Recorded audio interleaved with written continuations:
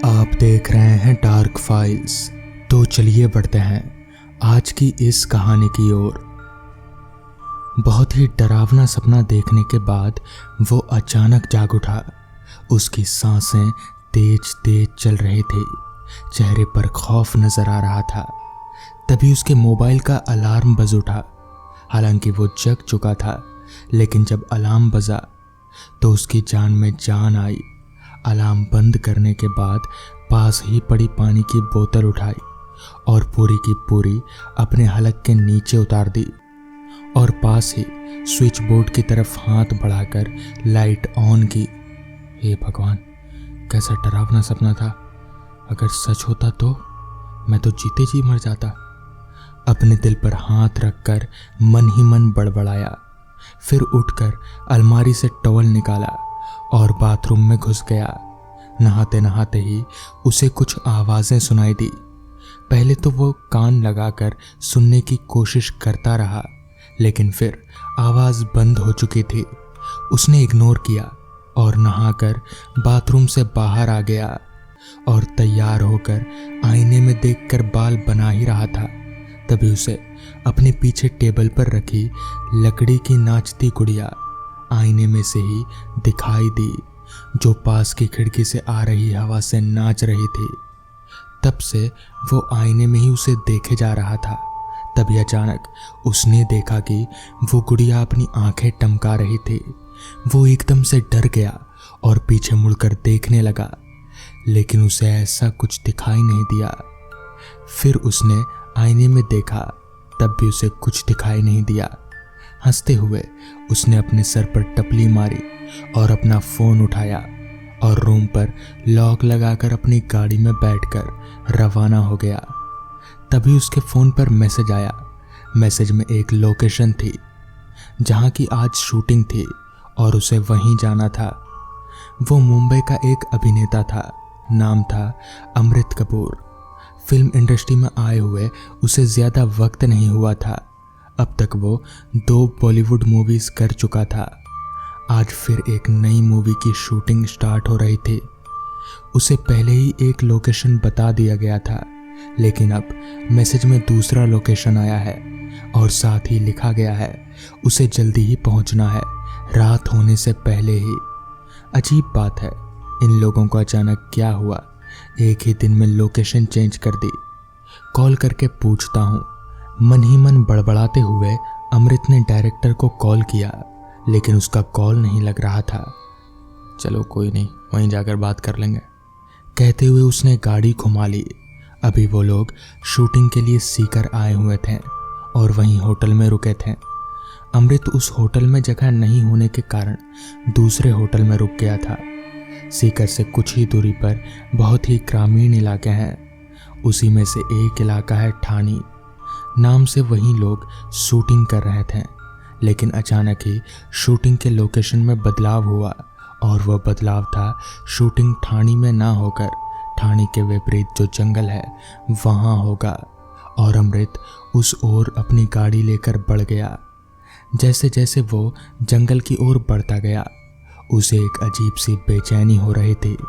अचानक से मौसम बदलने लगा, अजीब सी हवाएं चलने लगी, आसमान में काले बादल छाने लगे थे और देखते ही देखते उन काले घरे बादलों ने सूरज को एकदम से ढक लिया था। इन सबको अनदेखा कर अमृत बस अपनी ही धुन में जंगल की ओर बढ़ा चला जा रहा था। जंगल के एकदम पास पहुंचते ही उसकी गाड़ी का टायर पंचर हो गया। Oh shit! गुस्से में अपनी गाड़ी को अपने पैरों से मारते हुए अमृत चिल्लाया और पैदल ही आगे बढ़ने लगा। तभी वहां से भागता सा एक लड़का आया और अमृत के सामने खड़ा हो गया। देखने में बड़ा अजीब सा था वो। उसने अमृत को जंगल की ओर इशारा करते हुए वहां जाने को कहा। अमृत कानों में हेडफोन लगाए गाना सुनते हुए उस घने जंगल के अंदर जाने लगा था। जैसे ही उसने अपना पैर घने जंगल में रखा, वैसे ही वहां तेज तेज आंधियां चलने लगी और बारिश भी शुरू हो गई। एकदम से वहां अंधेरा सा हो गया और अजीब अजीब सी आवाजें आने लगी। अचानक से एक लड़की की चीख सुनाई दी। अमृत चौंक गया और जहाँ से वो चीख सुनाई दी वो उस ओर जाने लगा था। जैसे ही उसने कदम आगे बढ़ाया तभी एक मरा हुआ उल्लू उसके ऊपर आकर गिरा। उसके मुंह से चीख निकल गई। वो थोड़ा पीछे हट गया और ऊपर की तरफ देखा। एक डरावनी सी पूंछ वाली बिल्ली उसे घूर रही थी और उसके मुंह पर खून लगा हुआ था।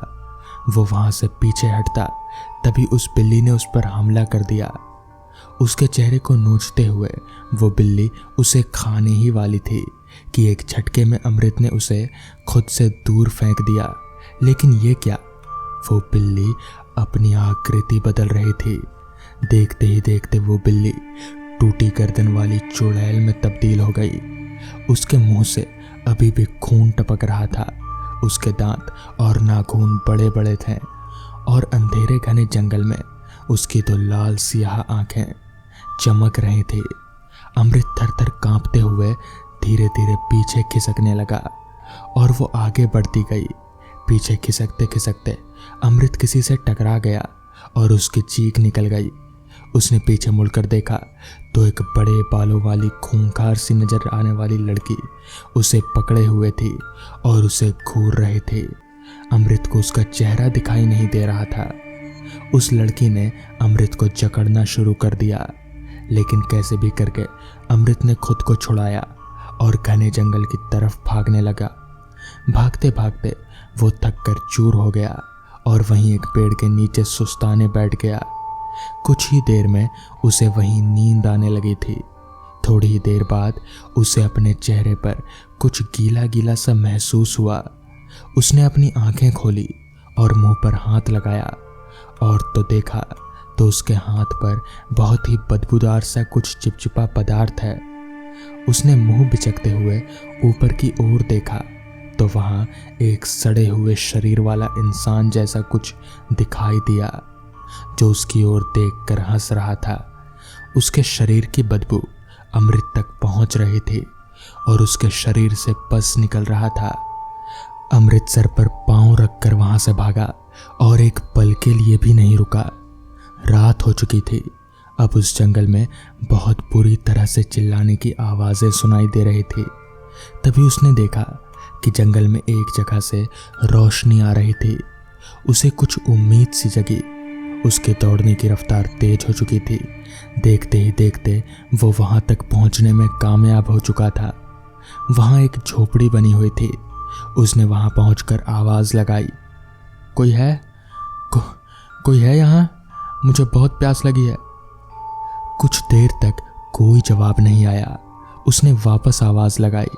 तभी झोपड़ी से एक बहुत ही बूढ़ा आदमी निकला और खांसते हुए बोला, कौन हो बेटा? और इतनी रात गए यहाँ को क्या कर रहे हो? बाबा, मुझे प्यास लगी है और ये जंगल, यहाँ इस खौफनाक जंगल में आप क्या कर रहे हैं? अमृत ने चारों तरफ देखते हुए पूछा। बेटा, यह शापित जंगल है। यहाँ जो भी आता है वो जिंदा नहीं रह पाता। सबके सब पिशाच बन जाते हैं। वो बुढ़ा बोला। तो बाबा, आप यहाँ पर क्या कर रहे हो? अमृत डरते हुए हकलाता सा बोला, ये मेरी ज़मीन है और मैं इन पिशाचों को अपने वश में करना जानता हूँ, इसलिए वो मेरा कुछ नहीं बिगाड़ सकते। आओ, तुम अंदर आओ, घबराओ नहीं। तुम्हें प्यास लगी थी ना, खाना भी खा लो और कल सुबह ही जाना। कहते हुए उस वृद्ध ने अमृत को आने को कहा। जैसे ही अमृत उस झोपड़ी में घुसा, वैसे ही एक बदबूदार हवा के झोंके ने उसे हिला दिया। फिर भी हिम्मत करते हुए वो वहीं पड़ी एक मुड़िया पर बैठ गया। कुछ ही देर बाद वो वृद्ध अमृत के लिए खाना और पानी लेकर आया और पास ही पड़ी लालटेन को तेज कर दिया। जैसे ही अमृत ने पानी के गिलास को अपने होठों से लगाया, वैसे ही वो चौंक गया। गिलास में पानी नहीं बल्कि खून था, बिल्कुल लाल खून। वो बहुत डर गया। उसकी नज़र खाने वाली प्लेट पर गई। वहाँ एक इंसान का खून से सना हाथ दिखा। वो चिल्लाते हुए वहाँ से उठ गया। जैसे ही उठा, उसने देखा वही डायन और पिशाच जो रास्ते में थे वो उसके आसपास घूम रहे हैं और उड़ रहे हैं। और वो वृद्ध व्यक्ति उसके पास से सड़े हुए आदमी में परिवर्तित हो गया, जिसके शरीर से बदबू आ रही थी। देखते ही देखते वो चारों पिशाच उसकी ओर बढ़ रहे थे। पीछे हटते हटते अमृत उस झोपड़ी को तोड़कर पीछे की तरफ गिर गया और वहीं पर बेहोश हो गया। सुबह हुई। अमृत अभी भी बेहोश पड़ा था उस जंगल में।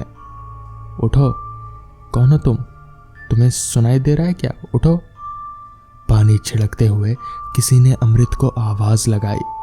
कानों में मिश्री सी घोलती एक आवाज अमृत को सुनाई दी और अमृत ने फट से आंख खोल दी। सामने एक बहुत ही सुंदर, बिल्कुल राजकुमारी जैसी दिखने वाली लड़की खड़ी थी। अमृत फट से उठा और चारों तरफ देखने लगा। तुम सुरक्षित हो, डरो नहीं। खौफनाक रात बीत चुकी है, अब चलो मेरे साथ। उस लड़की ने अमृत को अपना हाथ दिया और उसे खड़ा कर दिया और अपने साथ ले जाने लगी। अमृत उसकी सुंदरता में इस कदर खोया हुआ था कि वो बस उसे देखते हुए उसके पीछे पीछे चला जा रहा था कि अचानक जंगल से बाहर निकलते ही लड़की जोर से चिल्लाई। अमृत को होश आया। क्या क्या क्या हुआ? चिल्लाए क्यों? हड़बड़ाते हुए अमृत ने पूछा। वो वहाँ कुछ है। सामने की ओर इशारा करते हुए उस लड़की ने अपने दोनों हाथों से अपना चेहरा ढक लिया। अमृत ने सामने की ओर देखा तो उसकी आंखें फटी की फटी रह गई। सामने किसी की लाश पड़ी हुई थी। उस लाश का एक पांव आधा गायब था और वहां से मांस के लोथड़े निकल रहे थे और एक आंख गायब थी। दाया गाल बुरी तरह से दांतों से खाया हुआ था। उसे देखकर अमृत को उल्टी सी आ गई। वो धीरे धीरे उनके पास बढ़ा। उसके पास एक पर्स पड़ा था। उसमें अमृत का आधार कार्ड और फोटो थे। अमृत चौंक गया। उसने ध्यान से देखा तो ये वो खुद ही था। जैसे ही उसने उसको छुआ वैसे ही अमृत को एक झटका सा लगा और वो लाश धू धू करके जलने लगी। जैसे जैसे वो लाश जल रही थी वैसे वैसे पास ही खड़ी अमृत की रूह भी वैसे ही तब्दील होने लगी जैसे अभी उसका शरीर था। उसने पीछे मुंह करके देखा तो वो सुंदर सी राजकुमार की तरह दिखने वाली लड़की एक टूटी गर्दन वाली टायन में तब्दील हो चुकी थी और उसके पास आकर उसका हाथ पकड़कर घने खौफनाक जंगल में ले गई। कुछ ही देर में अमृत उसी पेड़ पर बैठा था जहां वो बिल्ली बैठी थी और उल्लू खा रही थी और इस खौफनाक जंगल में आने वाले नए मेहमान का इंतज़ार कर रहा था। तो दोस्तों, ये थी आज की कहानी। अगर आपको ये कहानी पसंद आई हो तो वीडियो को लाइक और चैनल को सब्सक्राइब कर दें। तो मैं आपका दोस्त आर्यन जल्द ही मिलूँगा आपसे ऐसी ही नई कहानियों के साथ। तब तक के लिए अपना ध्यान रखें।